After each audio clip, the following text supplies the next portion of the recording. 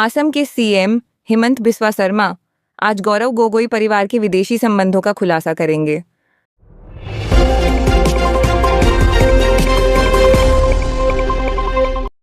राहुल गांधी आज और कल अपने निर्वाचन क्षेत्र रायबरेली के दौरे पर रहेंगे।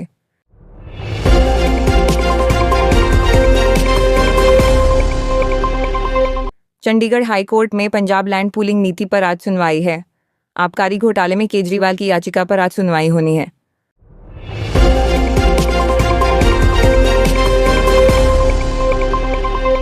सोनिया गांधी के खिलाफ वोटर लिस्ट केस में एफआईआर की मांग पर आज दिल्ली के कोर्ट में सुनवाई होगी। आबकारी घोटाले में केजरीवाल की याचिका पर आज होगी सुनवाई। चंडीगढ़ हाईकोर्ट में पंजाब लैंड पूलिंग नीति पर आज होगी सुनवाई का सिलसिला। राहुल गांधी आज और कल अपने निर्वाचन क्षेत्र रायबरेली के दौरे पर रहेंगे। तला दो असम के सीएम हेमंत बिस्वा शर्मा आज करेंगे गौरव गोगोई परिवार के विदेशी संबंधों का खुलासा। पुतिन के साथ जल्द बातचीत करेंगे अमेरिकी राष्ट्रपति डोनाल्ड ट्रंप। अमेरिकी राष्ट्रपति डोनाल्ड ट्रंप से यह पूछा गया कि वो रूस के राष्ट्रपति व्लादिमीर पुतिन से कब बात करेंगे। इस पर उन्होंने कहा कि ये ज़रूर होगा। हमारे पास वह मुद्दा और गाजा मुद्दा दोनों हैं। हम दोनों का समाधान चाहते हैं। ये राष्ट्रपति पुतिन के साथ बातचीत इसी हफ्ते या अगले हफ्ते की शुरुआत में होगी। सोनिया गांधी के खिलाफ वोटर लिस्ट केस में एफआईआर की मांग पर आज दिल्ली के कोर्ट में सुनवाई। चंडीगढ़ हाईकोर्ट में पंजाब लैंड पूलिंग नीति पर आज होगी सुनवाई। राहुल गांधी आज और कल अपने निर्वाचन क्षेत्र रायबरेली के दौरे पर रहेंगे। जो असम के मुख्यमंत्री हेमंत बिस्वा शर्मा आज करेंगे गौरव गोगोई परिवार के विदेशी संबंधों का खुलासा। प्रधानमंत्री नरेंद्र मोदी ने ट्वीट करते हुए लिखा, आज हिमाचल प्रदेश और पंजाब से लौटने पर सुरक्षा मामलों की कैबिनेट समिति की बैठक में नेपाल के घटनाक्रम पर चर्चा हुई। नेपाल में हिंसा हृदय विदारक है। मुझे इस बात का दुख है कि कई युवाओं ने अपनी जान गंवाई है। नेपाल की स्थिरता, शांति और समृद्धि हमारे लिए अत्यंत महत्वपूर्ण है। मैं नेपाल के अपने सभी भाइयों और बहनों से विनम्रतापूर्वक शांति का समर्थन करने की अपील करता हूँ। प्रधानमंत्री नरेंद्र मोदी ने सीपी राधाकृष्णन को उपराष्ट्रपति चुनाव में जीतने पर बधाई दी। दिल्ली राज्यसभा के महासचिव पीसी मोदी ने कहा, एनडीए उम्मीदवार और महाराष्ट्र के राज्यपाल सीपी राधाकृष्णन को प्रथम वरीयता के 452 वोट मिले। उन्हें भारत का उपराष्ट्रपति चुना गया है। विपक्ष के उपराष्ट्रपति पद के उम्मीदवार भी सुदर्शन रेड्डी को प्रथम वरीयता के 300 वोट मिले। एक भारतीय सेना शिविर हिमस्खलन की चपेट में आ गया। 3 जवानों के शव बरामद किए गए हैं। अधिक जानकारी की प्रतीक्षा है। नेपाल में सभी भारतीय नागरिकों से अनुरोध है कि वे किसी भी आपातकालीन स्थिति का सामना करने या सहायता की आवश्यकता होने पर संपर्क करें।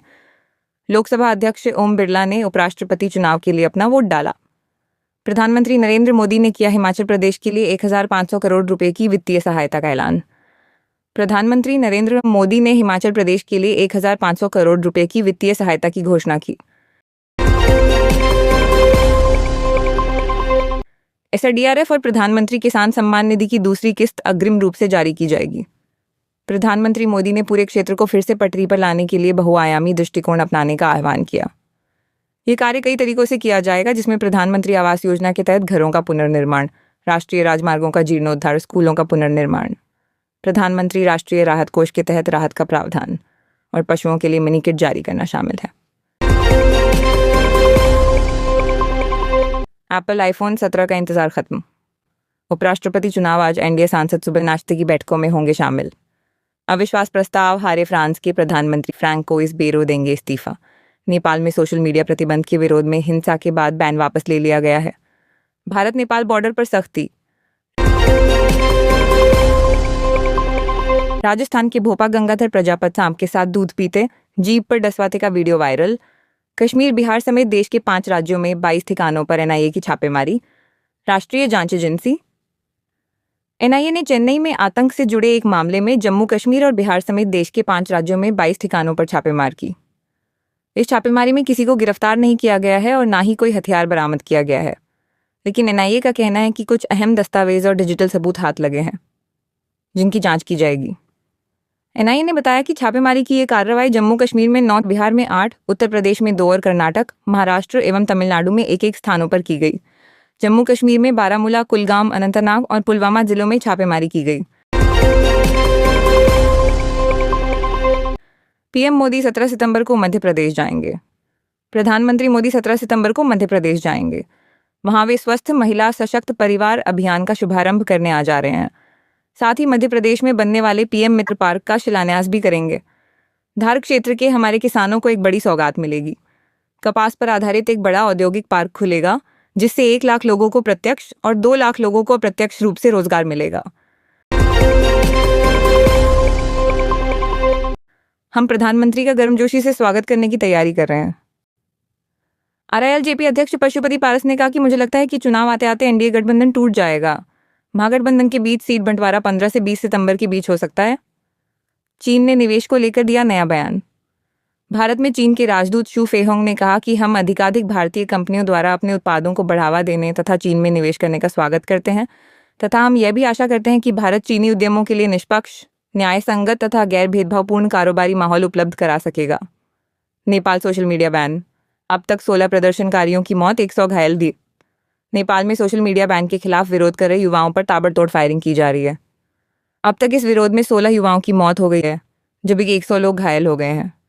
अखिल भारतीय रैगर महासभा के प्रतिनिधिमंडल ने राजस्थान सीएम से की मुलाकात। अखिल भारतीय रैगर महासभा के एक प्रतिनिधिमंडल ने राजस्थान के मुख्यमंत्री भजनलाल शर्मा से विधानसभा में मुलाकात की। इस दौरान प्रतिनिधिमंडल के सदस्यों ने स्वामी आत्माराम लक्ष्य के पैनोरमा निर्माण के लिए भूमि आवंटन के लिए उपराष्ट्रपति चुनाव पर बोले कांग्रेस सांसद गौरव गोगोई। कांग्रेस सांसद गौरव गोगोई ने कहा कि कल भारत के उपराष्ट्रपति पद के लिए एक महत्वपूर्ण चुनाव है, इसलिए विपक्षी सांसद आज कल की योजनाओं पर चर्चा करने आए हैं। यहाँ का माहौल बहुत सकारात्मक है। बिहार आंगनबाड़ी सेविकाओं का मानदेय 7,000 से बढ़ाकर 9,000 रुपया किया। सीएम योगी ने पंजाब, हिमाचल, उत्तराखंड बाढ़ पीड़ितों के लिए राहत भेजी। जम्मू कश्मीर में सुरक्षा बलों ने कुलगाम एनकाउंटर में दूसरे आतंकवादी को भी मार गिराया। सोशल मीडिया बैन के खिलाफ नेपाल के संसद भवन में घुसे प्रदर्शनकारी, तोड़फोड़ आगजनी, 9 की मौत, 80 घायल। यूपी के मैनपुरी में किसान की गोली मारकर हत्या। उत्तर प्रदेश के मैनपुरी में अज्ञात व्यक्तियों द्वारा किसान की गोली मारकर हत्या करने पर एसपी सिटी अरुण कुमार सिंह ने कहा कि नगलापाल गांव में एक व्यक्ति को गोली लगी है, जिसकी इलाज के दौरान मृत्यु हो गई है।